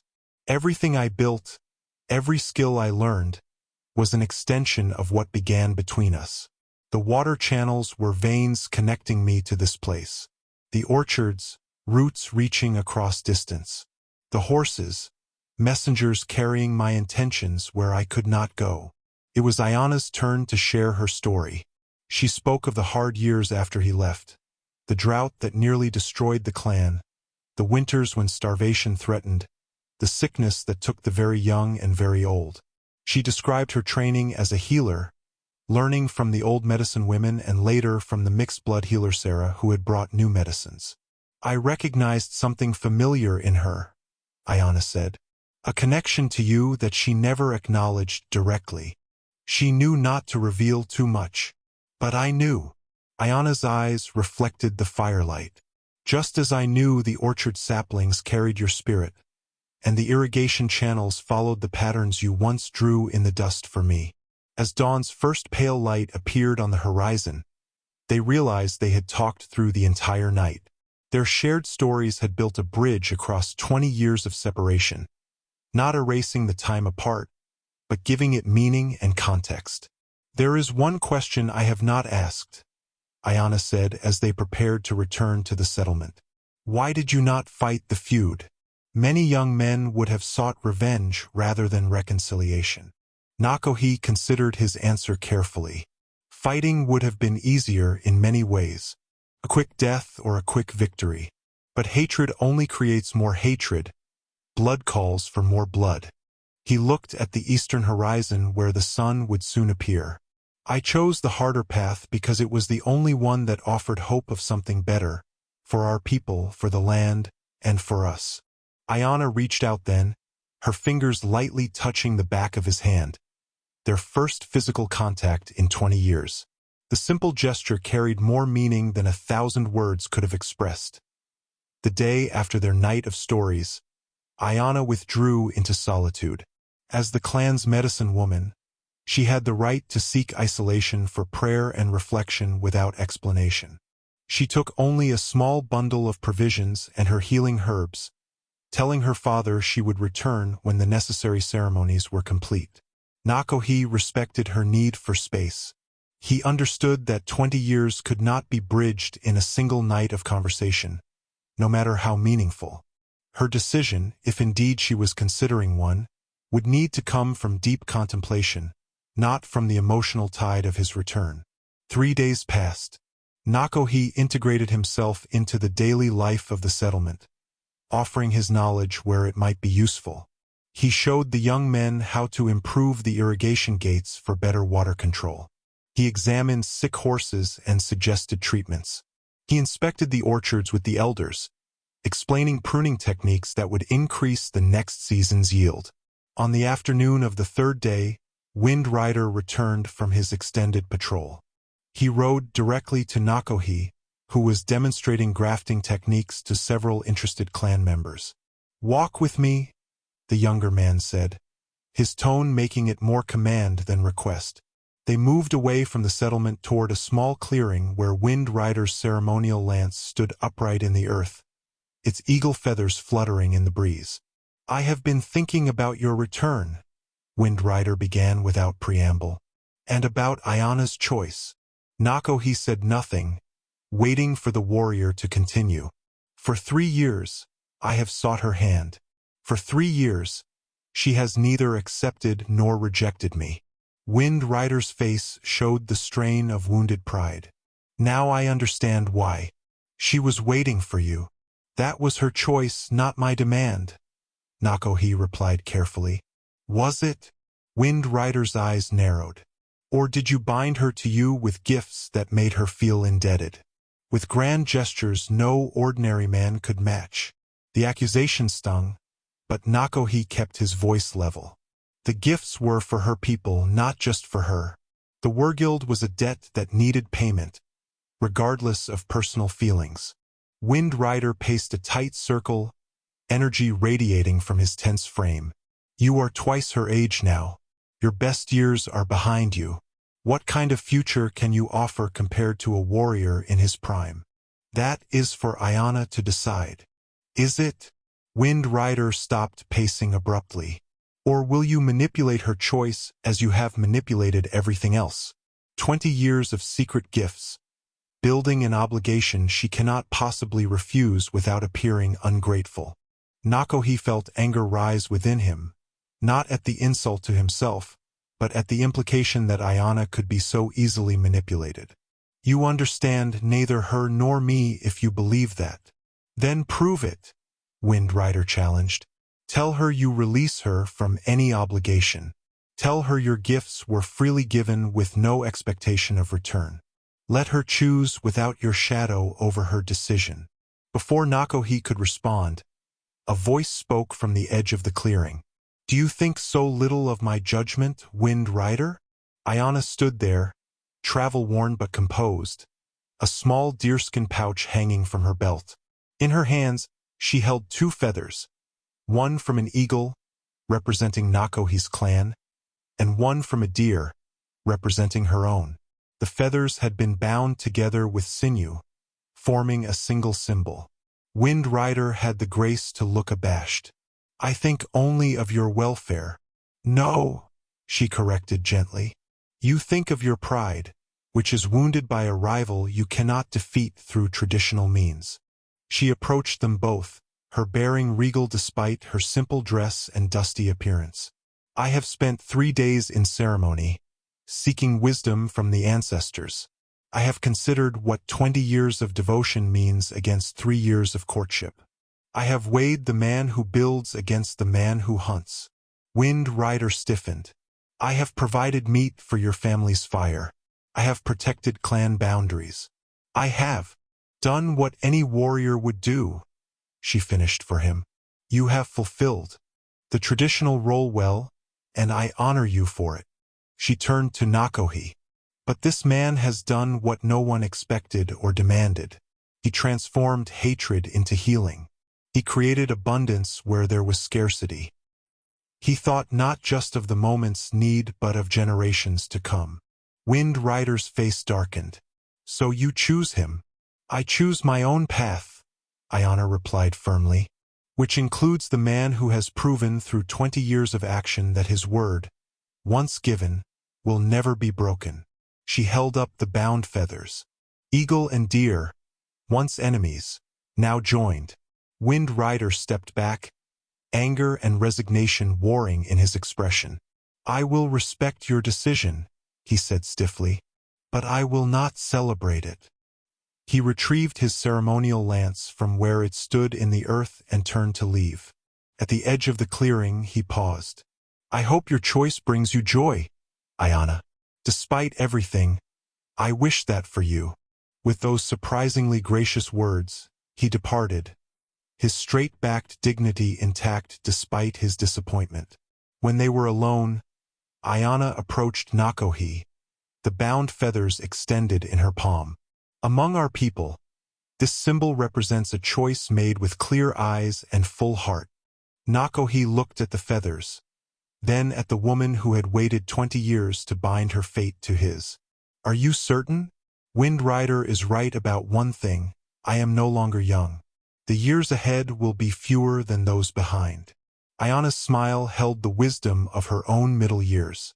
I do not choose you for the length of the path, but for how we will walk it together. She placed the bound feathers in his hand, closing his fingers around them. Some flames burn for decades without consuming themselves. Her words from the night of stories echoed in his mind. 20 years is a long time to be faithful to a memory. Not a memory, he said aloud. A promise. And in that moment, with the bound feathers warm between their joined hands, the promise of their youth was renewed, tempered by time, strengthened by separation, and made unbreakable by the choice to begin again. Word traveled swiftly through the settlement. Ayana had made her choice. In Apache tradition, once such a decision was declared with the binding of clan symbols, the union ceremony would follow quickly.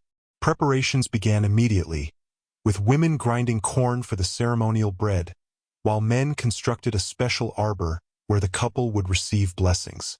Night Walker summoned Nakohi to his dwelling the morning after Ayana's declaration. The old man's health had visibly declined even in the short time since Nakohi's arrival. His breathing labored and his movements painfully slow. My daughter has chosen well, he said without preamble. I feared I would not live to see her settled. Your blessing means much to both of us, Nakohi replied. The old man gestured to a small fire burning in the center of his dwelling. There is a matter we must discuss before the ceremony. His roomy eyes fixed on Nakohi with surprising sharpness. Your clan, will they come for the union? Nakohi hesitated. In 20 years, he had sent messages to his family through trusted traders, but had never returned to Eagle Clan territory. I do not know if any still live. My parents were aging when I left. A man should not stand alone at his union ceremony, Night Walker said firmly. I have sent riders to the Eagle Clan with a message of peace and invitation. If any of your blood remain, they should witness this joining. Nakohi was deeply moved by the gesture. Thank you for this kindness. Not kindness, rightness. The old man's gnarled hand reached for Nakohi's. When I die, my spirit will tell your ancestors that the circle was completed, that hatred was transformed into harmony. For days later, as Nakohi helped raise the ceremonial arbor, a stir went through the settlement. Riders approached from the east, not the messengers Night Walker had sent, but a larger group. As they drew closer, Nakohi's heart quickened. Though 20 years had changed them as it had changed him, he recognized his younger brother walking thunder. Now a man in his prime, and his sister Quiet Stream, her hair streaked with gray like his own. Behind them rode others of the Eagle clan, cousins, nephews, nieces he had never met, children who had been born during his absence. At their head rode an elderly woman wrapped in a blanket against the autumn chill despite the day's warmth. "Mother," he whispered, scarcely believing his eyes. He moved forward as if in a dream, barely aware of the dear clan members falling back to give him space. His mother slid from her horse with his brother's assistance, her face deeply lined but her eyes still bright with intelligence and feeling. "My son," she said, opening her arms. 20 years of composure broke as Nakohi embraced his mother, inhaling the familiar scent of mesquite smoke and pinyon that had scented his childhood. "I didn't know if you still lived," he managed, his voice rough with emotion. "I waited," she replied simply. "I knew you would return when your task was complete." His brother and sister joined the embrace, forming a circle of family long separated. When they finally stepped back, Walking Thunder clasped Nakohi's forearm in the warrior's greeting. "Father walks with the ancestors now," he said. "He died 5 winters ago, proud of what you had accomplished." "You knew," Walking Thunder smiled. "Word travels, brother. The water systems, the orchards, the horses. Your name was never spoken, but we knew the hand behind these gifts." As the Eagle clan members were welcomed and shown to lodges prepared for them, the women of the Deer clan presented Nakohi's mother with a remarkable gift, a unity blanket they had woven specifically for the ceremony. The traditional textile featured symbols from both clans, the eagle and deer motifs intertwined in a pattern representing harmony and continuity. "We worked on this since the council accepted the Wergild," Gradav explained. "Some things are written in the stars long before we recognize them." The unity blanket was laid carefully aside until the ceremony, which would begin at sunset when the day's heat had dissipated. As shadows lengthened across the settlement, both clans gathered at the ceremonial arbor, a structure of juniper poles roofed with fragrant pine boughs. At its center burned a small fire of cedar and sage. Ayana had spent the day with the women of both clans, preparing herself according to ancient tradition. When she emerged from her dwelling, a collective murmur of appreciation rose from the gathering.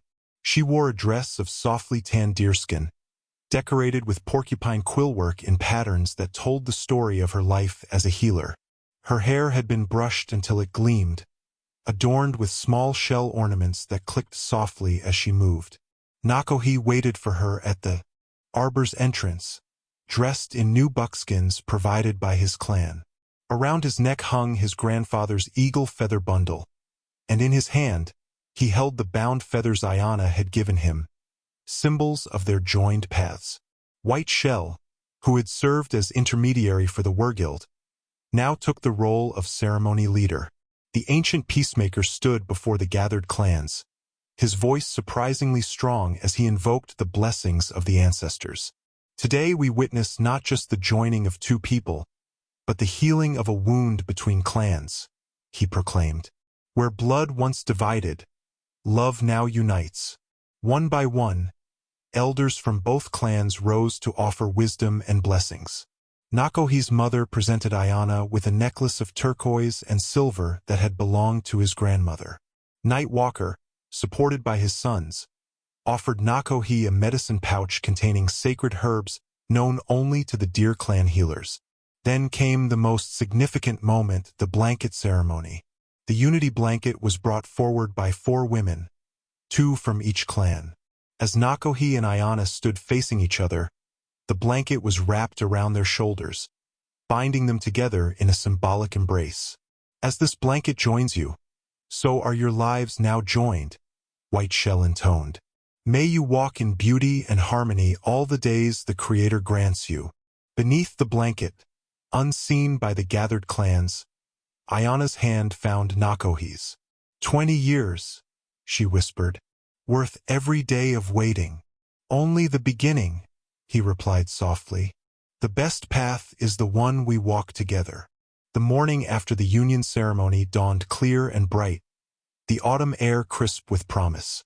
Nakohi and Ayana emerged from the dwelling they had shared for the first time, their faces reflecting the quiet contentment of those who had found their way home after a long journey. As was tradition, the newly joined couple would spend their first day visiting each family in both clans, receiving gifts and blessings to establish their new life together. But before these formal visits began, they slipped away for a private moment at the eastern orchard where their reconnection had truly begun. "I have something to show you," Ayana said, leading him to a secluded corner of the orchard where a small clearing had been prepared. "I've been planning this since you returned." In the center of the clearing stood a sturdy frame of fresh-cut timber, the beginning of a dwelling.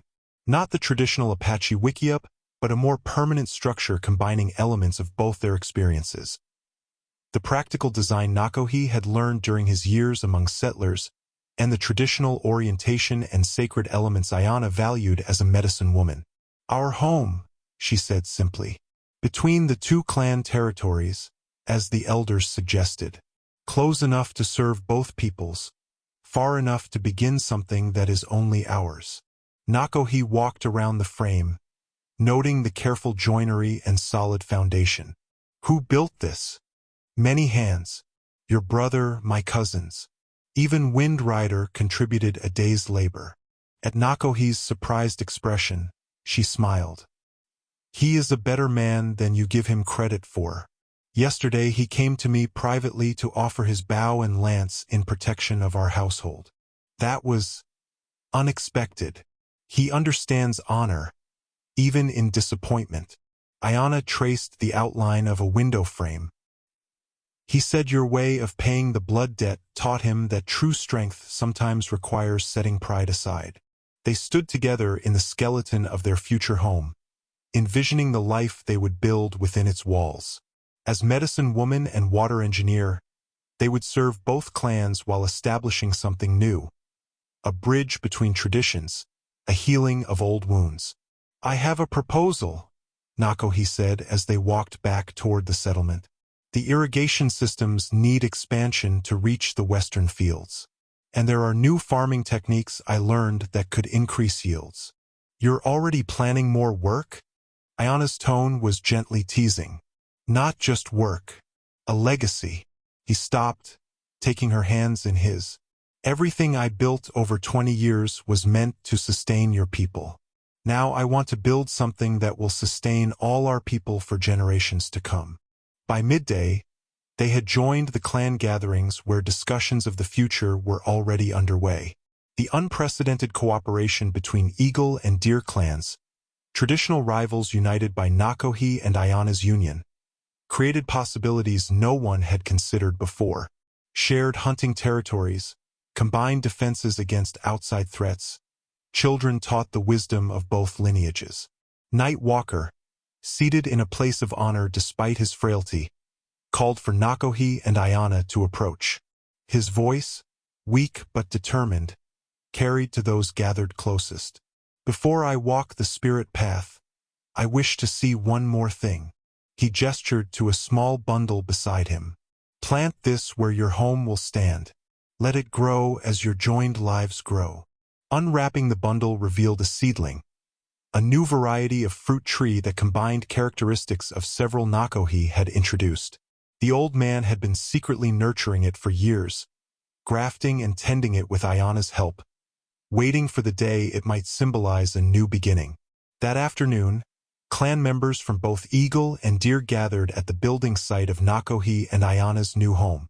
The framework had been decorated with traditional blessings, eagle feathers, deer antlers, bundles of sacred herbs, symbols of the united clans and the couple's respective roles.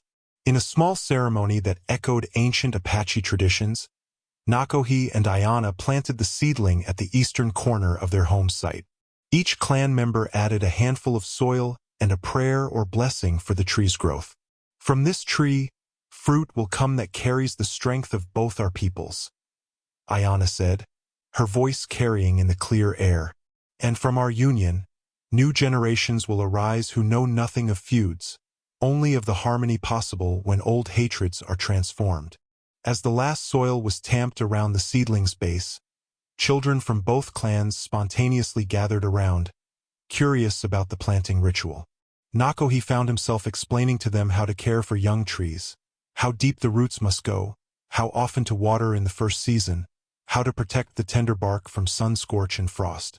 Watching him with the children, Ayana felt a fullness in her heart that 20 years of waiting had made all the more precious. The young ones listened attentively, absorbing knowledge that would serve them long after both she and Nakohi had joined the ancestors. The tree will bear fruit in 3 seasons if properly tended, Nakohi was telling them. But its true purpose isn't just to feed us today. It's to feed those who come long after we're gone. A young girl, no more than 6, looked up at him, with solemn eyes. Like the stories my grandmother tells? They feed us even though the people who made them are gone. Nakohi smiled, recognizing wisdom beyond the child's years. Exactly like that. Some gifts continue giving long after the giver has departed. As evening approached, the gathered clans dispersed to their respective territories, leaving Nakohi and Ayana alone at the site of their future home. They stood together beside the freshly planted seedling, watching the sunset paint the western sky in shades of gold and crimson. 20 years to find our way back to each other, Ayana mused, her head resting against his shoulder. Was it worth the journey? Nakohi's arm tightened around her waist. Every step, every day, every moment. Around them, the land they had both worked to heal stretched toward the horizon. Irrigation channels catching the last light like silver ribbons, orchards standing in orderly rows, horses grazing on distant hillsides. All of it testament to a love that had endured 2 decades of separation, strong enough to transform hatred into harmony, patient enough to wait for wounds to heal, wise enough to build rather than destroy. The best journeys, Nakohi said softly, are the ones that bring us home.